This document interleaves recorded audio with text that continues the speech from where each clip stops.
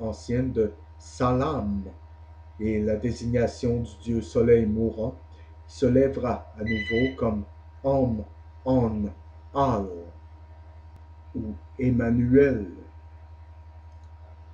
Et les Hébreux tournèrent Salmanasar en Sar Shalom, ou prince de la paix, et jouèrent de nombreux autres trucs étranges avec l'ancienne tradition kabbalistique des Chaldéens, qui est conservée par la fraternité, même aujourd'hui.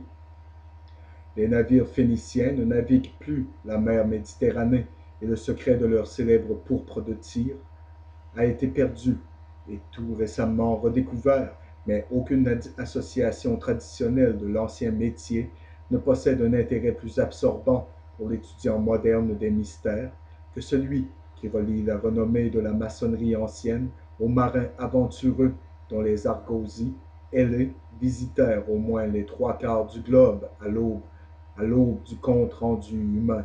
Ceci est incontestable. La franc-maçonnerie n'est pas tout à fait inconsciente de sa dette envers la race phénicienne courageuse, en dehors de l'éclat jeté par des caractères particuliers d'origine phénicienne, et l'infamie ou la gloire à laquelle ils sont dus. Les charges anciennes, les amis, surtout, nous parlent de la dette de la maçonnerie envers les Vénitiens, comme les Phéniciens sont bizarrement libellés dans la même langue naïve de l'Angleterre médiévale qui appelle Pythagore, Peter Gower. Ne saviez pas cela, n'est-ce pas? Vous avez lu sur Peter Gower et vous n'avez jamais connecté cela avec Pythagore. L'Angleterre médiévale appelait Pythagore Peter Gower et ils appelaient Euclide le greffier et élève d'Abraham. M. Higgins dit: l'association biblique d'Hiram, le grand monarque de Tyr, ville principale de la Phénicie, avec son frère souverain d'Israël et la participation du premier à la construction de l'admirable temple de Salomon, l'histoire qui entre ainsi en évidence dans l'histoire juive, la religion chrétienne, la religion de l'islam et de la tradition de la fraternité, a été entendue maintes et maintes et maintes et maintes fois et est mieux racontée dans l'Écriture sainte qu'elle n'a jamais pu être racontée en termes modernes. Et ce qui m'intéresse particulièrement est la question de ce que la science profane et la simple archéologie a à montrer de la présence des peuples puniques de ce même grand culte cosmique qui se répandit sur tout le monde antique et qui était basé sur la géométrie de l'univers et le culte secret de Yahvé ou Jéhovah. Vous voyez, la Bible profère un témoignage discret, un témoignage direct, mesdames et messieurs, d'une communauté complète de la foi entre les anciens Tyriens et leurs cousins hébreux, dans la plainte du prophète Ézéchiel jusqu'à l'apostasie des premiers et leur recherche de d'autres dieux étranges, la construction d'un panthéon polythéiste.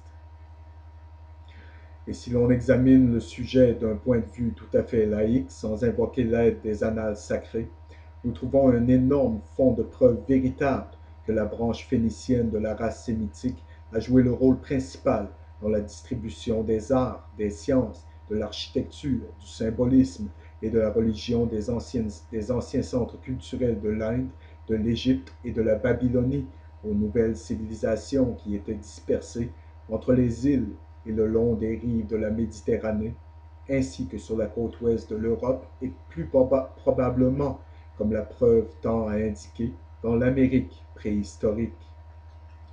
L'hypothèse que les Phéniciens n'étaient que des païens idolâtres ne peut plus être maintenue face à la recherche moderne, que pourrait être la notion de God, Dieu et Bogu, étant trois divinités différentes au lieu de l'anglais, le français et le russe pour le même Créateur tout-puissant.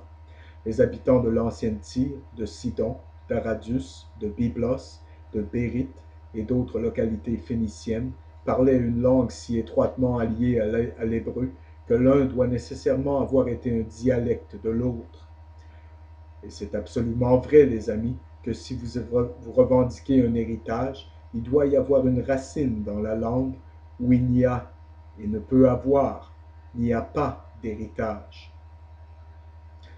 Les premiers caractères alphabétiques phéniciens et hébreux étaient pratiquement les mêmes et tous les manquements constatés des Israélites dans l'idolâtrie étaient toujours dans les idolâtries phéniciennes, montrant que, fondamentalement, ces deux peuples n'étaient qu'un seul et même, différenciés en branches maritimes et agricoles de la langue cananéenne.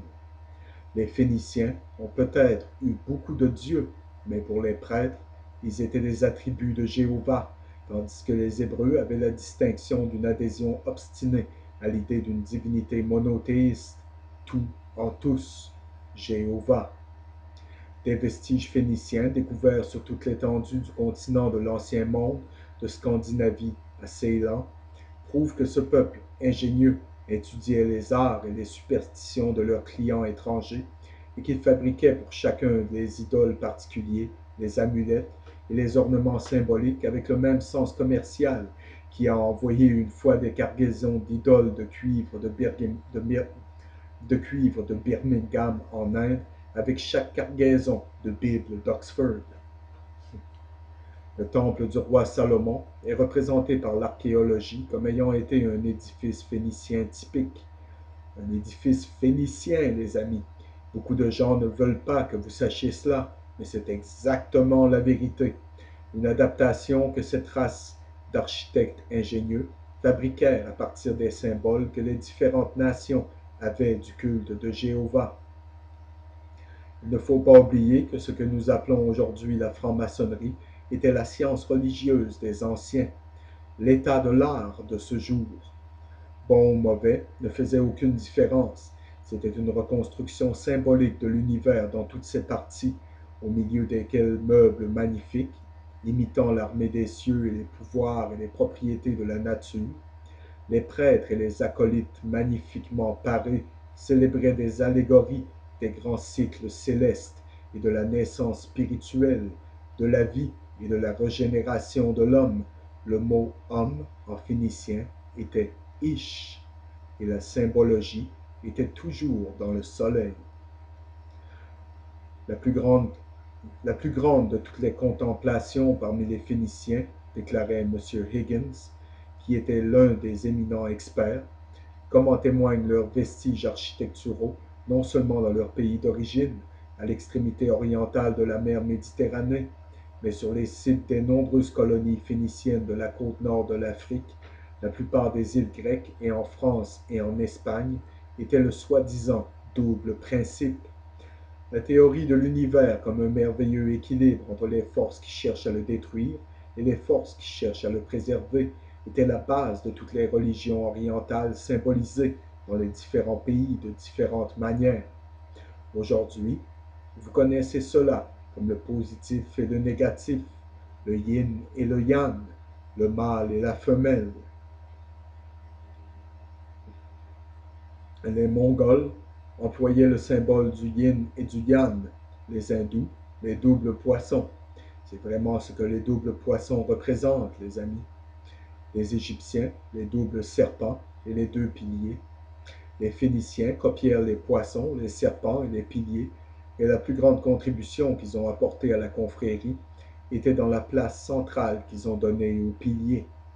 Vous voyez, ils ont utilisé ces piliers sur leur porche, sur le porche de leur grand temple de Melkat et à Tyr, et des copies partout où les colonies puniques étaient affectées. Le maçon moderne peut reconnaître ces piliers dans sa loge, et ils étaient les deux piliers flanquant l'entrée du temple de Salomon. Ils n'étaient pas d'origine, ils étaient copiés à partir du temple phénicien de Tyr. Le culte de Melkart était quelque chose qui a eu des conséquences des plus étonnantes dans la distribution dans le monde entier des rites et des mystères particuliers portant sur l'existence de ce qu'ils appellent l'étincelle divine en l'homme et sa survie à la tombe.